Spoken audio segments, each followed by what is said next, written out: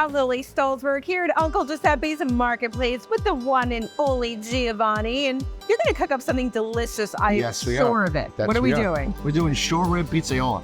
Like I said, delicious. Cutting just like little portions, just like that. What part of the cow is this? It's a short rib. So we're gonna put some flour, salt, pepper, sear up all this meat.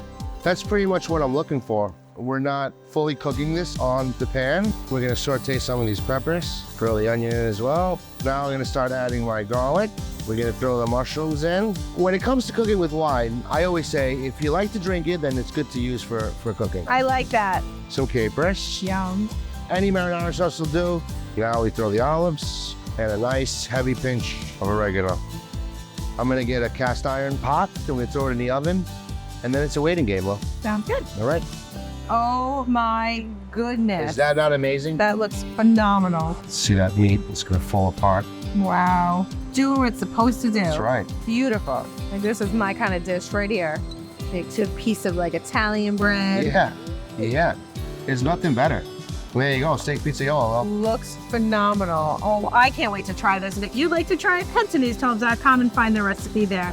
Thanks, Giovanni. You're very welcome. Let's dig in.